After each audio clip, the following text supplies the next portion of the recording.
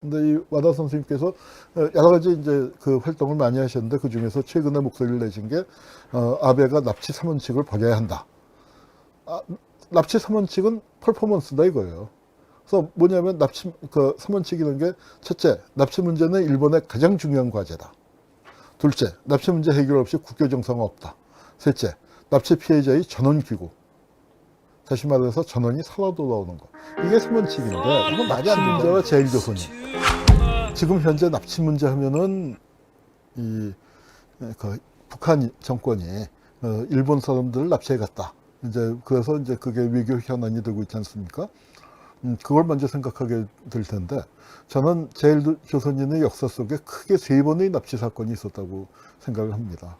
하나는 뭐 납치라는 표현은 조금 과도할지 모르겠습니다만 그 조선인 강제 연행의 기록, 조선인 강제 연행 문제가 있죠. 그러니까 이것을 뭐 이제 일정하게 본인이 그 이제 초기 단계에서는 관할선이다 모집이다 하는 단계에서는 본인의 어떤 행동도 조금 들어갔습니다만 원래 알려져 있었던 것과는 너무나 다른 조건, 그것 때문에 수많은 사람들이 탈출하지 않을 수 없었던 그런 조건이 있고요. 나중에 국민징용령이 떨어지고 난 다음에는 뭐 사실 뭐 이건 납치라고 해도 그 과언이 아닌 뭐 그런 상황이 마련이 됐습니다. 그래서 제일조선인의 형성사 자체가 납치와 관련이 있다고 할 수 있겠습니다. 그 다음에 그래서 그 이제 이렇게 그 제일조선인이 끌려서 아주 고된 노동을 하는데 하면은 돈 많이 번다라고 했지 이렇게까지 그 힘든 생활을 하게 될 줄. 그리고 수많은 사람들이 돌아오질 못했잖아요. 일본 땅 내에서 그 목숨을 잃은 분이 한 30만 정도 그 되는 걸로 추산을 하고 있는데 어마어마한 숫자가 돌아오질 못했습니다. 이것이 그 첫 번째 납치 문제이고 제일조선인의 형성 자체가 납치 문제와 뗄래야 뗄 수 없는 관련을 갖고 있다. 그렇게 그 얘기할 수 있겠습니다. 두 번째 기억해야 할 납치 문제는 김대중 납치 사건입니다. 김대중 납치 사건이 터졌을 때 그 당시에 일본에 사시던 분들 얘기를 들어보면 얼굴을 들고 다닐 수가 없었다는 거죠. 국가가 어떻게 납치를 하느냐. 사실은 일본이란 국가가 조선 사람을 많이 납치해 갔었지만 그거는 옛날 얘기로 묻어버리고, 그러니까 김대중이라는 정치인 한 명을 백주 대낮에 동경에서 일본이라는 국가의 주권을 침탈해가면서 납치해 갔다. 이걸 이제 굉장히 그 문제 삼았습니다. 그래서 일본 사회에서 그 한국을 비난하고 조롱을 했고, 그게 당시에 제일 조선인들에게는 견디기 힘든 수모였다고 그래요. 우리 이제 그래서 벌어진 사건이 바로 유경수 여사가 이제 돌아가셨는데, 뭐 이 유경수 여사의 그러니까 도대체 누구 총에 맞아 죽었는지는, 맞아서 숨을 거두셨는지는 정확하게 알려져 있지 않습니다.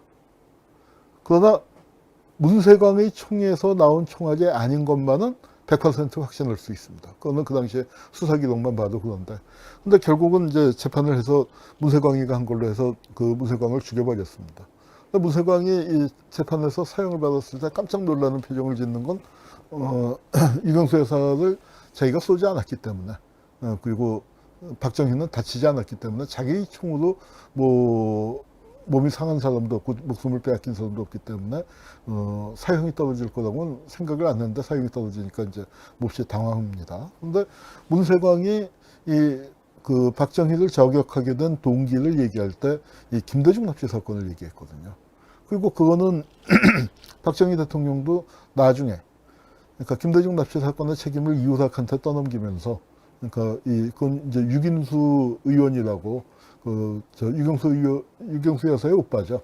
그 오빠 되는 분이 인터뷰에서 털어놓은 얘기인데, 괜히 이우락이가 괜히 김대중 잡아오는 바람에 그 근혜 엄마가 잘못됐다 하고 굉장히 슬퍼했다 이제 하는 얘기가 있습니다. 그래서 김대중 납치 사건이 바로 그 문세광의 어떤 이 범행이랄까요? 박정희 대통령 저격의 기본적인 이유가 됐다는 것은 박정희도 인정을 했었던 얘기입니다. 그래서 이 납치 사건이 두 번의 납치 사건이 크게 있었어요.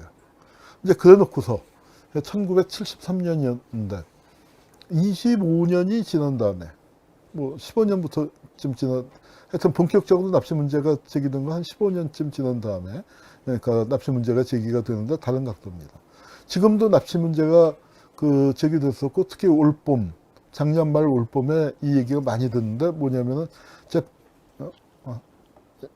이 순서가 바뀌었네요. 예, 재팬 패싱이라고, 재팬 패싱이라는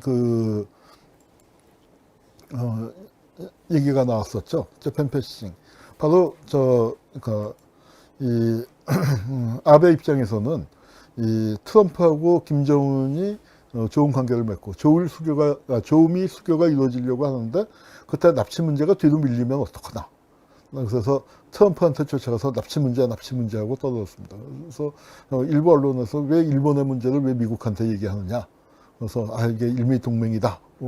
해가면서 이제 했었는데 납치 문제가 다시 부각이 됐죠. 근데 이 납치 문제는 언제부터 그럼 불거졌냐면은 이것도 벌써 문제가 나온 게 30년쯤 된 겁니다.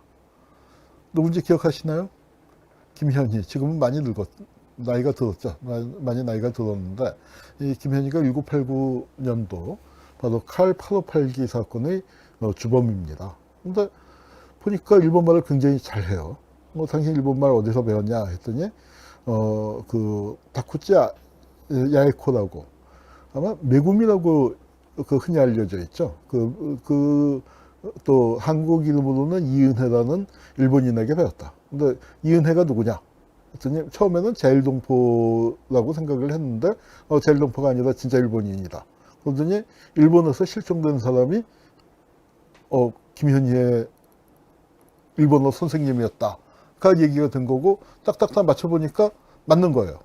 그러니까 임상착의라든가 뭐 실종된 시점이라든가 또 이은혜한테 들었다는 고향 이야기라든가 그거 맞으니까 야 이거 북한이 납치해갔구나 하고 그때부터 와글와글 시끄럽게 되기 시작을 했습니다. 그런데 이제 북은 부인을 했었는데 사실은 이은혜에 앞서서 1985년에 이제 안기부가 북쪽 공작원을 검거를 했는데 이거 국내에서 검거됐는데 이부 양반이 활동을 일본에서 한 적이 있었는데 그때 이 납치 문제랑 관련이 됐습니다. 그래서 이 신광수 씨라는 분인데 제일동포 그러다가 석방이 돼서 이제 북으로 가게 됐죠. 여기 신광수 선생 사진 뒤에 최하종 선생님이 계시네요.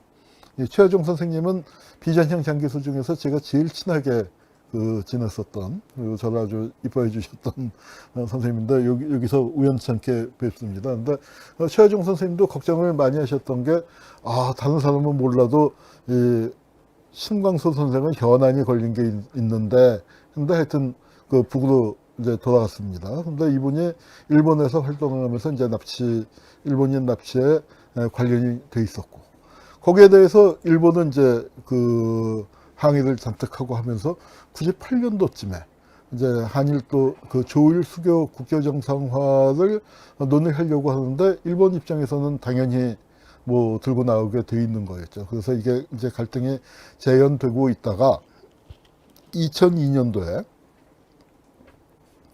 김정일 국방위원장이 통 크게 사실 깜짝 놀랐죠. 우리가 일본인 납치한 거 맞다. 그래서 12명인가 납치했고, 그 중에 8명은 뭐 이런저런 이유로 세상을 떴고, 5명이 살아있다. 5명 살아있는데, 그 5명은 일본을 방문하도록 하겠다.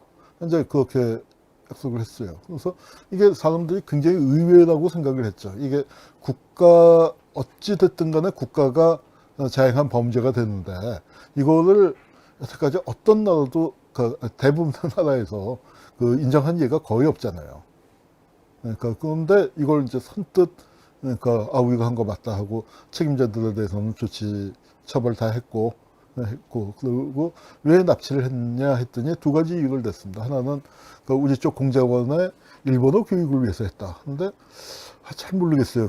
제일동포들 중에 완전히 토박이처럼 일본어 하는 사람들도 많이 가고 또 제일동포의 일본인 처들도 일본어로 많이 들어갔는데 왜 그런 사람들에게 일본어를 배워도 충분했을 텐데 왜 그런지 모르겠고 또 하나는 납치해 간 다음에 그 사람의 신원을 이용해서 제일동포 공작원 북한 공작원들을 제3국을 통해서 한국으로 침투시키려고 했었다. 이제 그런 겁니다. 그래서 이제 남북 대치 상황이 아주 그 심하게 치열하게 전개될 때 북쪽의 공작 일꾼들, 우리 안기부만 무리수를 두고 조직간첩 만들었던 거 아니죠. 분단이란 체제 하에서는 북쪽의 그런 그 대남 사업 부분 공작하는 그쪽에서도 또 이런 못된 짓을 한 겁니다. 그래서 그거를 김정일이 통 크게 인정하고 잘못했다. 이건 우리가 잘못한 거 맞다. 그리고 사람들 저 자유방문을 하겠다. 이제 해서 했어요. 그래서 이 납북자 가족들이 귀국을 하고 했습니다. 그런데 안 돌려보냈어요. 그렇게 되니까 이제 북쪽도 굉장히 난감한 상황이 된 거죠. 아니, 우리가 다 인정을 하고 보냈는데 이 사람들이 여기서 결혼을 해서 또 가족을 꾸리고 살고 있는데 그 가족들한테는 갔다가 다시 온다. 그래서 최종적으로 이 사람이 귀국을 일본으로 돌아갈 것인지 아니면 북쪽에 남아서 살 것인지는 이 사람과 가족들이 좀 시간을 갖고 논의해서 하기로 한 것 아니냐. 지금은 단지 북쪽으로 와서 못 보는 일본 가족들을 보기 위해서 일본을 방문한 건데 그걸 귀국을 허락한다는 게 많이 되느냐. 또 북쪽은 북쪽대로 이제 그런 문제 제기를 하면서 관계가 어그러졌는데 그때 그 관계를 악화시킨 즉 고이즈미는 어쨌거나 납치 문제가 심각하다 하더라도 이 관계를 풀고 조일 수교를 하려고 그랬습니다. 그런데 그 관계를 악화시킨 사람이 누구냐? 여기 짠 화살표 보이시죠? 짠. 그 누군지 아시겠죠? 바로 아베입니다. 아베가 그때 관방장관으로 따라가서 아베가 이 납치 문제를 쥐고 흔들어 버린 거예요. 그래서 결국은 이제 이 고이즈미 단계에서 수교를 못하게 됐고, 그때 일본에서는 이제 일본 정부가 추가로 12명을 더 이제 주장을 하고 있는데, 그 중에서 8명은 이미 세상을 떠난 사람, 8명인가, 이제 7명인가 그렇고, 그 다음에 이제 5명이 더 생존해 있다. 아니다. 북쪽에서는 아니다. 우리는 이미 알고 있는 거 다 밝혔다. 그러니까 이 5명은 북쪽에 들어온 바가 없다. 이제 이렇게 돼 있는데, 그래서 이제 그 납치 문제에 대해서 일본 정부는 공식적으로 17명, 5명 돌아왔고 12명이 남아있는데 북쪽에서는 그 중에 8명은 사망했고 나머지는 모르겠다 하고 있는데 북쪽에 이제 일본에서는 특정 실종자라는 게 있어요. 그동안에 일본에서 실종된 사람이 뭐 굉장히 많은데 한 10,000명 가까이 되는가 뭐 저도 숫자를 잊어버렸습니다만 굉장히 많은데 그 중에서 860명이 북쪽에 납북됐을 가능성이 있다요. 그러니까 납치된 지역이라든가, 뭐 해안가, 뭐 이제 그런 지역이라든가 납치 사라졌을 때의 정황이라든가, 이제 이렇게 주장하는데 북쪽에서는 말도 안 된다. 우리가 납치해온 거는 우리 솔직하게 다 얘기했다. 이제 이렇게 하고 있는 거고요. 그 다음에 이제 뭐 납치하고는 케이스가 좀 다릅니다만, 일본에서 또 제기하고 있는 게 북송 북으로 간 제일동포의 일본인 배우자 문제가 있습니다. 그래서 일본인 처들이 남편을 따라서 북한으로 이주했는데, 그 사람이 1830명이고, 거기서 또 북쪽에서 낳은 자녀들까지 합치면은 한 7,000명 가까이, 6,000명이 넘는다. 그래서 이 문제가 또 있다 하고, 이제 이게 인권 문제도 제기됐는데, 사실 특정 실종자 문제는 사실 좀 웃기는 문제입니다. 한동안 북에서 납치됐다고, 북에서 납치한 걸로 의심받던 일본인이 27년 만에 나타나기도 했어요. 그래서 이제 이게 특정 일본인 문제, 이거는, 아베가 만들어낸 카드가 아니냐, 이제 하고 있고요. 그래서 사실은 아베가 총리가 되는데 납북 피해자 문제가 굉장히 중요하게 작용했거든요. 그래서 아베 입장에서는 정권의 운명이 걸린 겁니다. 그런데 여기서 지금 조미 관계가 급격하게 진전이 되니까, 이거 우리가 재팬 패싱 당하는 거 아니냐, 이제 그런 우려를 피고 있는 거고요. 얼마 전에 이제 일본에서 회의가 열렸는데, 와다 하루키 선생님, 일본의 대표적인 진보적 지식인이죠. 원래는 러시아사를 전공하셨던 분인데, 베트남 평화운동, 그걸 하는 과정에서 한국 문제의 중요성을 알게 되시고 북한 전문가가 되셨어요. 그래서 저하고 같은 주제죠. 그 김일성의 항일무장 투쟁에 대해서도 아주 좋은 그 선구적인 책을 쓰셨고, 저도 그 책을 밑줄을 쳐가면서 읽고 공부했습니다. 근데 이 와다 선생님께서 여러 가지 이제 그 활동을 많이 하셨는데, 그 중에서 최근에 목소리를 내신 게 아베가 납치 3원칙을 버려야 한다. 납치 3원칙은 퍼포먼스다 이거예요. 그래서 뭐냐면 그 3원칙이라는 게, 첫째, 납치 문제는 일본의 가장 중요한 과제다. 둘째, 납치 문제 해결 없이 국교 정상화 없다. 셋째, 납치 피해자의 전원 귀국. 다시 말해서 전원이 살아 돌아오는 거. 이게 3원칙인데 이건 말이 안 되지 않느냐. 자, 납치 문제 아주 중요한 문제다. 그런데 일본이 당면해 있는 수많은 문제 중에서 이게 정말 제일 최고의 중요한 문제냐? 아니다 이거예요. 그 다음에 납치 문제 해결 없이 국교 정상화가 없다? 아니, 국교 정상화를 해서 차근차근 풀어나가야지. 이걸 그 전제 조건으로 삼으면 어쩌자는 거냐. 더군다나 세 번째 항. 우리 이런 구호들 많이 외쳤죠. 그러니까 가령 예컨대 87년에 종처리를 살려내라, 한여리를 살려내라. 아니, 그런데 죽었는데 살려내라는 건 뭐예요? 그 정권을 인정하지 않겠다는 뜻이죠. 살인 정권을 인정하지 않겠다는 뜻으로 우리가 구호를 외치지만, 살려낼 수 없다는 건 우리도 너무나 잘 아는 거잖아요. 그걸 이제 주장은 할 수 있어요. 그런데 그게 현실적인 정치적인 목표가 된다? 이건 뭐 하지 말자는 얘기를 이렇게 표현하는 거 아니냐. 그래서 퍼포먼스다. 쇼하지 말라. 이제 그 뜻입니다. 그 뜻이고요. 그러니까 아베도 이게 납치 문제도 뭐냐면은 울고 먹을 만큼 울고 먹은 거죠. 곰탕 팍팍 끓여서 이제 뭐 안 나오니까 납치 문제를 그 재조사하자. 뭐 해갖고 북쪽에다 제의를 하고 뭐 이제 수위를 굉장히 낮췄습니다. 패싱당하면 안 되니까. 그러니까 북쪽에서는 주로 상대하는 게 미국이지만 뭐 일본한테도 한 자락 걸어놓는 게 나쁘지 않다고 생각했는지 아주 그 뭐 고위급은 아니고 국장급 실무회담에서 뭐 좀 이제 그 합의를 해줬던 모양입니다. 그런데 우리가 이제 한 발 떨어져서 보죠. 우리 아까 이게 이 제일조선인 문제, 납치 문제는 또 조일 수교의 대단히 중요한 문제인데, 북쪽의 입장을 들어보자. 북쪽이 왜 납치를 인정했을까요? 그건 김정일이 납치를 인정한 것은 세계에서 다들 충격을 받은 일인데, 왜 납치를 인정했느냐? 실은 조선 사람을 훨씬 더 많이 납치당했다 이거죠.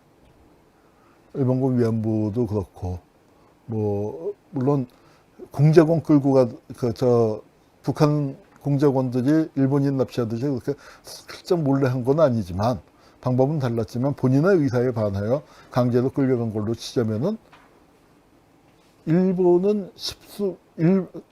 북한이 일본에서 끌고 온 건 십수 명인데, 그러니까 일본이 조선에서 끌고 온 건 수십만 아니냐. 수십만 아니냐. 그래서 일본이 세계 최대의 납치국이다. 이제 했고요. 그 교섭을 하던 과정에 그 북쪽의 대사입니다. 그러니까 조일 수교 담당 대사. 지금 이제 안 돼서 아마 은퇴했을 텐데, 이 양반이 또 그 일본 기자들 모아놓고 아주 크게 외쳤죠. 당신들 철도 타고 기차 타고 여행하지 않느냐. 홋카이도 쪽에 가봐라. 홋카이도에 놓여있는 그 철도의 침목 하나하나에 조선 사람이 묻혀 있다.